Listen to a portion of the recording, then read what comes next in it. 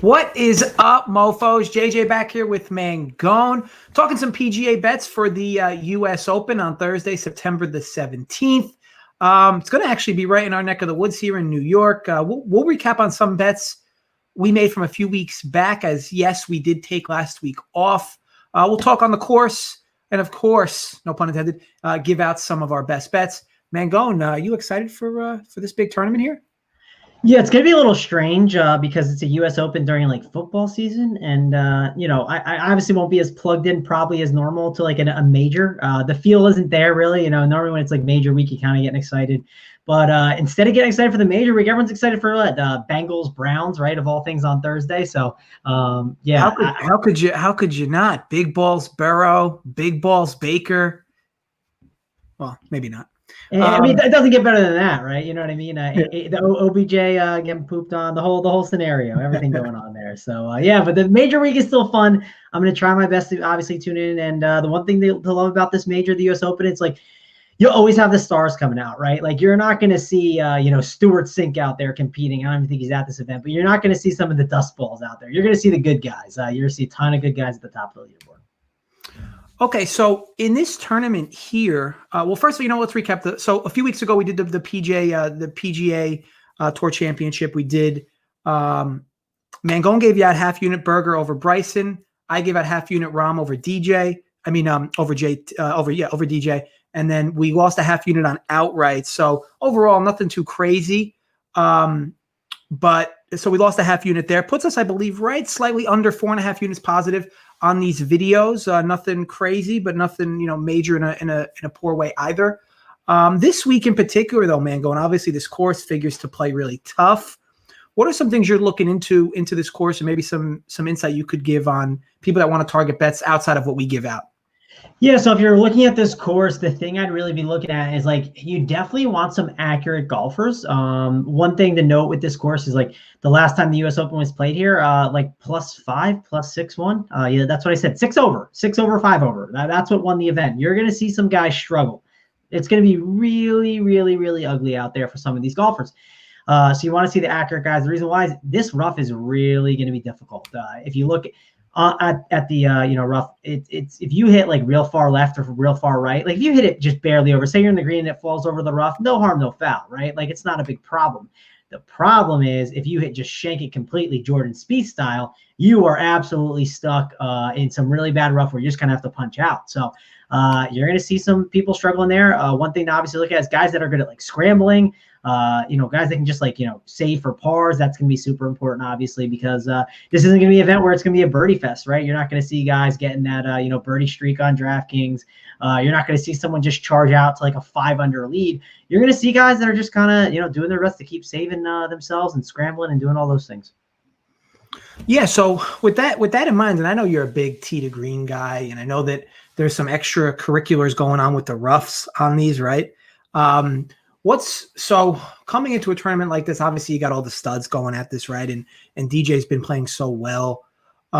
Is there a certain type of golfer you're looking at here? Like a guy that's just been maybe hot throughout, maybe a guy, maybe some lower end guys that maybe have been coming into this tournament hot. Obviously putting appears to be a disaster at this course.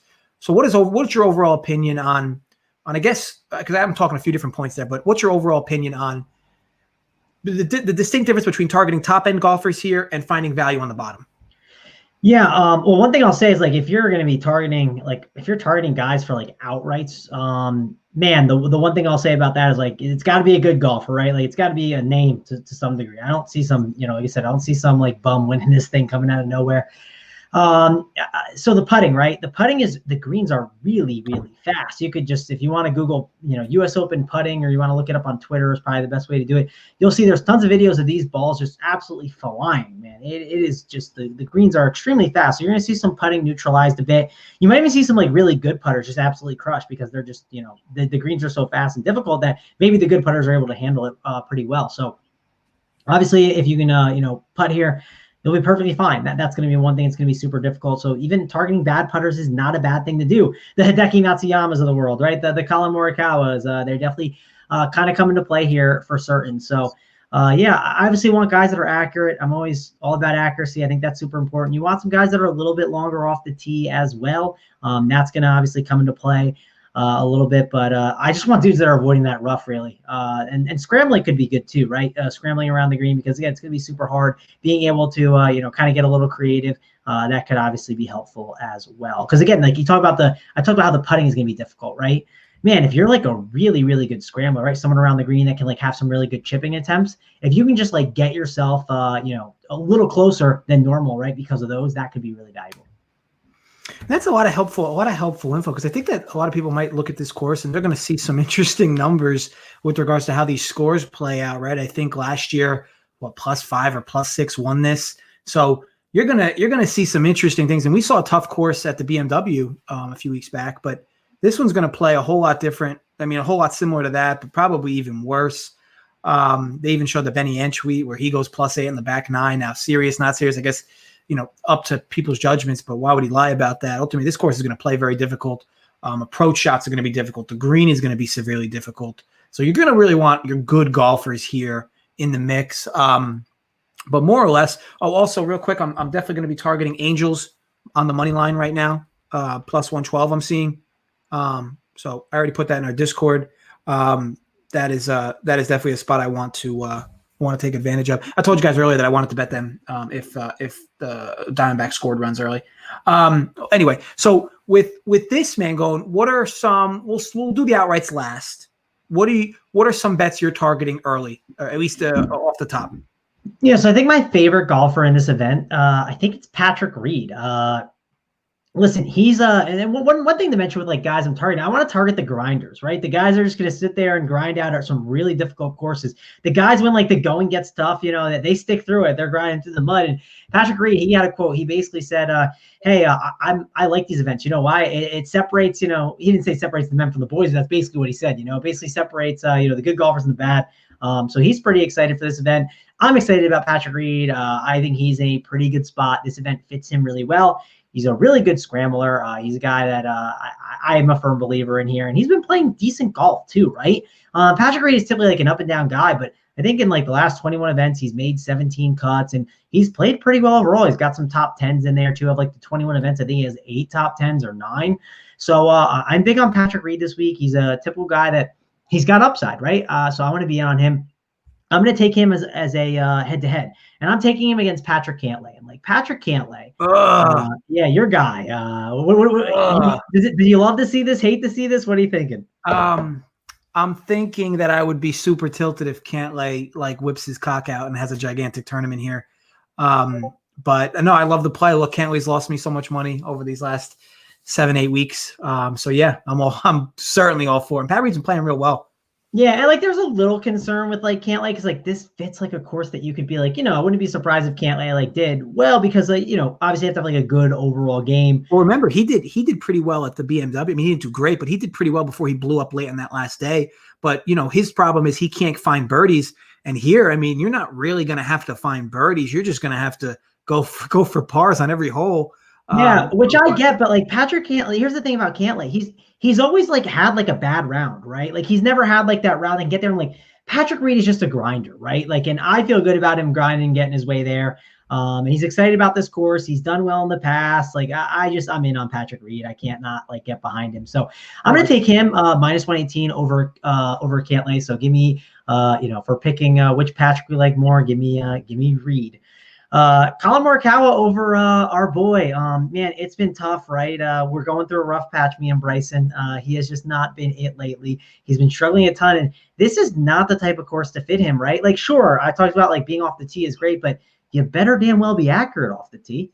He has not been accurate, man. It's been a big struggle, and he's been spraying too much. So I'm scared of Bryson. He hasn't really shown anything lately. You know who is accurate? You know who's Mr. Consistency? Mr. Colin Morikawa. So I'm going to take him here. And he proved it, right? In a major, he showed up and came up big.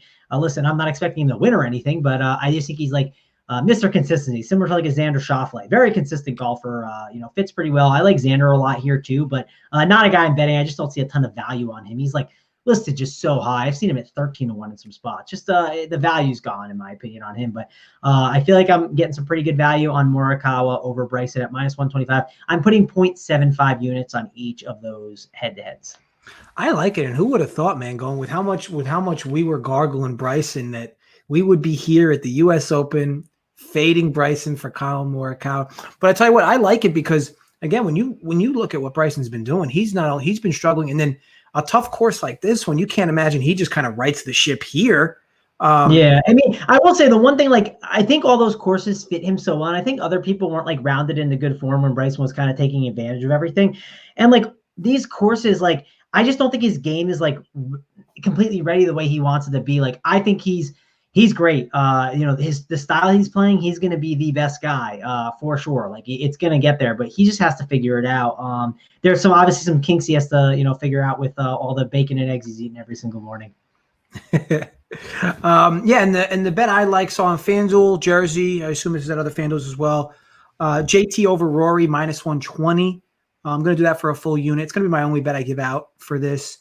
For me, you have Rory, who's really been struggling like on every single course. Now, granted, he goes through and I've had this conversation with you before, man. He goes through streaks where he goes like 3-4 straight holes where it's like birdie, birdie, birdie, par's a tough like par 3, whatever, and then like it's like the wheels fall off, and you're like, what happened? This dude double bogeys the next hole, or a bogey 2 or 3 holes in a row, and you're just wondering like, what is going on? Like, there's got to be something mentally that's just off with him, right? I mean, right? Is it just me? Yeah, I just can't get behind Rory. Like, I don't know what's wrong with him. Obviously, he just had the kid, right? So maybe that'll help him like right the ship finally now. But I can't get behind Rory, so I like the fade. He's definitely one of the top end golfers I'm not a huge fan of right now. So I think that's a really good call.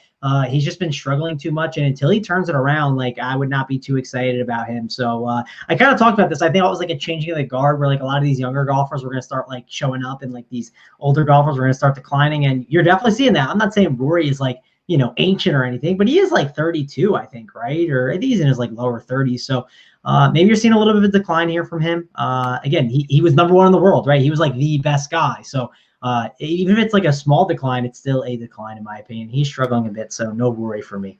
And I'm cool. And I know that a bunch of you guys aren't going to be able to get the right matchup specifically. Like, I'm cool with JT over anybody at -125. Well, I guess the number would depend who's facing off against it, right? But I'm cool with JT anybody except Rahm, DJ, and Xander. So you might see some Xander. Just know I'm not in love with the Xander matchup there. I would say, JJ, if you grab those other guys you just mentioned, would you grab those guys against Rory and do like a bet against Rory if you wanted, if someone has a good matchup like that? Oh yeah, I mean, look, I got to assume those numbers will be a bit inflated, but if you have like a Rahm versus Rory, DJ versus Rory, well, DJ's going to be super high, but like if you have like Rahm versus Rory at like $120, $125, I mean, yeah, there's a lot of value there if you have it. Again, there's so many different books. It's hard to tell you where you're going to get matchups from, but who a guy like Rory is going to be matched up against, and JT is going to be matched up against those. That's going to be the neighborhood they're in. So ultimately, just realize I do like that. Now, before we talk on outrights, Mangone, we got a few questions here. Looks like so. West Coast saying Webb Simpson 28-1. What do you think of Webb on this course? I like Webb a bit. Like, Webb's definitely a good shout. I don't hate that at all. He makes a ton of sense here, right? Super accurate guy. He might not be the longest off the tee, but again, like, I definitely care more about the accuracy because I'm not trying to get in that rough. And he is a good putter, right? Like, I will say, like, one thing you at least is always nice about Webb, and I get it. The faster greens definitely can help like the bad putters, but the one thing that's always nice when you like take a guy like Webb, it's like, I'm never worried about his putter. And I feel like if you win an event, you have to be able to putt. So that's always like something that's nice. I like the Webb call. I definitely think he makes a ton of sense. And you look at Webb this year, you could argue Webb should be a guy that's 15-1, not 28-1. So I like the Webb call. If you want to go with that, that's perfectly fine with me. And so Kyan's given some first round over underscores. So JT over 71.5 plus 125, Bryson over 71.5 plus 100. Is this a par 72? I forget what it is. I'll be honest. I'm assuming I don't like betting those that much. So that's not something I really mess with too much. And maybe it's because I just haven't researched it enough, right? So I feel like I don't want to give information out that I don't know, right? So I don't really look at that. Okay, so par 70. Yeah, I guess my worry would be like this course is hard, man. Like they say guys are going to struggle. So I don't know. The only reason I'm thinking of staying away from that is I just think this Okay. course sounds really difficult. So I don't know. I'd read up on it a little bit more for sure. But that's something I said again. I don't research a ton those bets, so that's not really my forte. I think you're going to want to target overs, though, right? I mean, Yeah, that's what I would ultimately, target. and so I saw it's a par 70. So 71.5 is more or less implying that they're going to shoot 2 over par, Mhm. which if we think the winner is going to be at like +5 or +6-ish, considering what it was last year, I mean, that's Well, interesting, right? yeah, it wasn't last year. It was like the last time they played there, which was like 15 years ago. So like, I wouldn't be shocked if it's like not plus like 5 or 6, maybe. Because again, I think like golfers now are better than it was then. So it might be a little better, like +3, +2. But like, you're not expecting some dude just to like, you're not expecting a bunch of guys to be like, under par basically. Yeah, and then so looking here, so some outrights we like here, and we'll go. What will go? About a half unit in total on outrights. Yeah, I say half unit works for me. I'm down with that. I'll definitely put my boy, Mr. Fat Pat Reed, the villain. I think he's got a ton of upside to win here. I think that's a pretty good number. You can get him at 35-1. I forget which book it was. You shop around, right? Like, don't just be like, oh, this number works. Shop to different books. I looked at 3 different books and landed on the 35-1. So I got him. I'm gonna put my most on him. I'm gonna put 0.2 units on that of the 0.5. Then after that, I'm going to go with Tyrell Hideki Matsuyama at 33-1. I like Hideki here a bit, and I bet on that one course, right? The one where he ended up losing on Sunday to DJ and Rom, but similar type of course, right? He's good at US Opens, but the one thing that's nice about this course particularly is it's a hard course, and Hideki is good at those type of courses. The greens are fast. Typically, I like Hideki on the faster greens. I prefer him on those instead. And it's when he's not able to putt, right? And this is perfect. This just fits him really well. I like Hideki a bit, so I'll take him for 0.15 units at 33-1. And the last guy I'm going to go with is Tyrrell Hatton. Tyrrell Hatton, he hasn't been playing the best golf, but his game is trending back upward, and he hasn't been playing right, and he's like not doing that bad, which obviously seeing his numbers trending the right direction is good. He's 45-1. This is a great course that fits him right. The tough courses, the grind it out. This is perfect for Hatton. Give me him at 45-1. Yeah, and I think that when we talk about obviously golfers coming into this course and how good DJ's been, like, man, you'd kind of expect him to not even struggle at all with this course with how well he's been playing. Interesting to see how it kind of fleshes out. And what do we have in this? How many actual golfers in this tournament, Mangone? Oh man, what's the Now, number? I will say I don't know. It's definitely like a healthier tournament, right? Of golfers. It's probably like it's not like a 90-person tournament. There's a lot of golfers here. It's definitely loaded. But when I mean loaded, it's like it's got good golfers, but man, there are some not so good golfers here, JJ. Like if you and a great way to do it is like if you play DraftKings, right? Just go down to the DraftKings lobby and look at some of these names down here, man. There's guys like you just never heard him, haven't played here, right? Like I don't know, Tyler Pendrith, like from Canada. I don't know him. He's probably a very nice fellow because he's from Canada, but a lot of guys I don't know. Yeah, there's these lower end guys basically. There's a lot of them, and they're not that good. So yeah, it's not like this loaded field where it's like 90 of like the best golfers in the world, right? There's a lot of good golfers here, but there's also some really bad golfers here, and that's why I think you want to be targeting some really quality players. and that makes sense. That makes sense. What's up, Greg and Tom? I mean, and Kenny. Yeah, so I think that Real quick, Kenny's here. I want to give him a shout out a bit because, like, man, I got NFL going on. I have like all these different sports. College basketball. I know you're in the not college basketball, the college football streets, grinding that out. I'm grinding everything out. And golf, I had Doc Redman to win. I posted it in our betting chat. I said, hey, this is my one guy I'm betting this week. I'm really going light, but this is the guy I'm putting my money on. Doc went from 8 under to 18 under, got me into first place on the day when I was sitting on the betting show with you guys. And I was like, oh man, like I can either cash out and get my money back or make a little hedge life. And Kenny basically was in the chat and Kenny said, hey, bet Stewart sink. And I said, listen, I haven't watched a lick of this tournament. So yeah, what a call. He told me to do that at 3-1 and I jumped on it. And Kenny, I made like, I don't know, made like $600, $500. So thanks, man. If I ever meet you, Kenny, a drink is on me. Yeah, awesome call there, Kenny. And that's ultimately you love to see that as well. from anybody in the chat. It's all Yeah, good well, stuff. And that's the great thing about RunPureBets, right? Like we have tons of just members in the chat, like trying to help each other out and trying to grind the biggest edges that we can, right? We were on the betting show yesterday, and I found news that Philip Lindsay was going to be questionable return, and we jumped on this line on Melvin Gordon that, like, cashed easily, right? We're just grinding things out and trying to help each other out. People are, giving tips and tricks. Speaking of tips, Kenny, 147 golfers comes to the table with to answer the question from before. So I think ultimately to recap, Mangone, your bets are Pat Reed over Cantlay -118, Colin Morikawa over Bryson -125. Both of those bets for 0.75 units each, and then we got 0.5 on Hatton to win at 45 to 1. Oh, well, is it 0.5 between them? Yeah, it's 0.5 between all these guys. So we're going to do 0.2 on Pat Reed at 35 to 1, 0.15 on Hideki 33 to 1, and Hatton 45 to 1 for 0.15. Don't want to kill all of our units, right? So just putting a little piece on each, and hopefully we'll be live. I mean, we've been live for a good amount of these tournaments, so hopefully we can get another one towards the top. Yeah, exactly. And then I have JT over Rory from FanDuel at -120 for a matchup. So guys, that's all we have for this tournament. Obviously, I wish you guys all the best of luck. This will be a fun one to watch. I think that especially if you're a golf fan by any means, these types of tournaments where there's not piling up big scores are always fun. But more or less, wish you guys all the best of luck with the tournament. Obviously, we gave you a bunch of bets here to make. Hopefully you get some of them down. And hopefully we're sweating another outright, man. That's been your thing. Like, we're always sweating an outright late every week. So kudos to you. It's been good. Yeah, it's been good, man. For bringing that information week in, week out. And look, guys, again, thanks again for popping in with us. Good luck with this tournament, and we'll see you. I'll see you tomorrow. I'll have a free pick for you in Thursday Night Football game tomorrow, and then we'll have the live show Thursday, and then a bunch of content this weekend. All right, guys. So look, gamble responsibly and stay safe. Thanks.